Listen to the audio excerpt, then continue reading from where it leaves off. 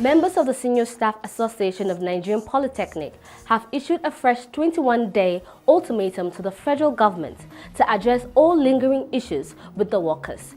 Hi, welcome to What's Happening. These are our top 10 stories countdown today. At number 10, the Trump administration has withdrawn former Vice President Kamala Harris' Secret Service security protection, a White House official said Friday.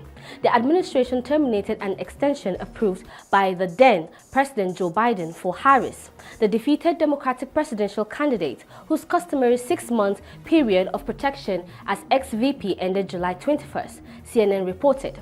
A senior Harris aide told AFP that Harris was grateful to the United States Secret Service for their professionalism, dedication, and unwavering commitment to safety.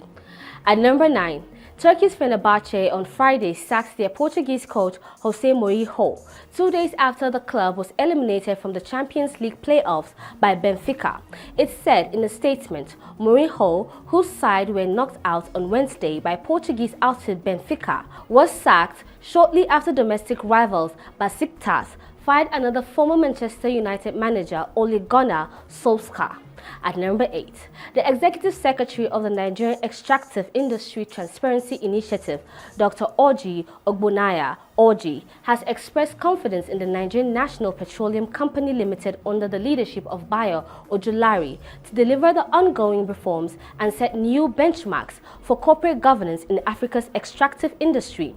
He urged NNPC to stand as a model of transparency, accountability, efficiency, and civil engagement, stressing that the values remain essential to restoring public trust and safeguarding the company as Nigeria's greatest national assets.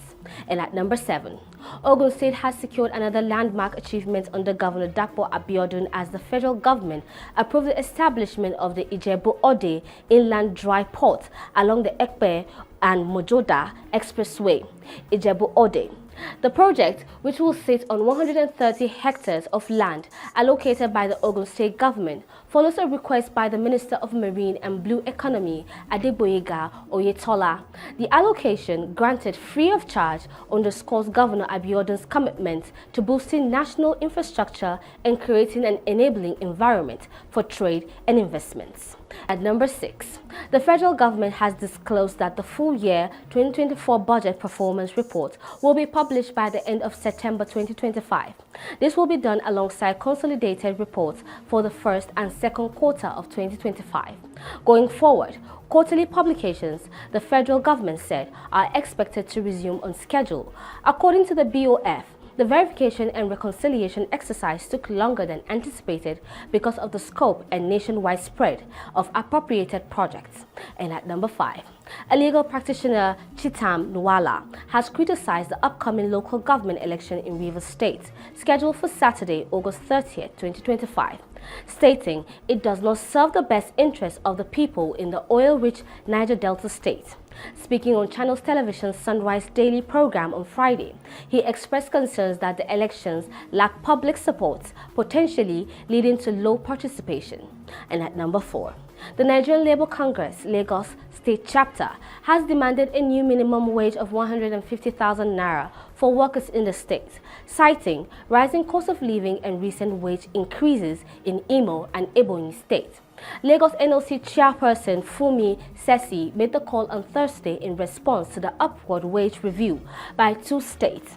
She said that Lagos workers currently earn 85,000 naira as minimum wage and deserve an upward review in line with the state's higher cost of accommodation, transportation, feeding, and utilities. At number 3, the Department of State Services have filed charge at the Federal High Court Abuja against the 9 suspects allegedly linked to recent deadly attacks in Yelwata, Guma local government area of Benue State and part of Plateau State, which left more than 40 people dead, many others injured, and 100 displaced. The massacres prompted a visit by President Bola Tinubu, during which he urged the people of Benue to embrace peace. And at number 2, former presidential candidate Peter Obi has criticized the federal government's increase in Nigerian national passport application fees.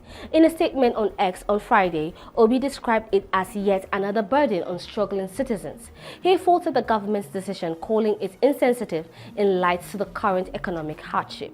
And at number 1, members of the Senior Staff Association of Nigerian Polytechnics have issued a fresh 21-day ultimatum to the federal government to address the old lingering issues with the workers or risk a nationwide industrial action. The 21-day ultimatum, which began on August 27, 2025, was contained in a communique issued at the end of the association's 77th General Executive Council meeting held at the Audubako College of Agriculture, Dambata, Kano State.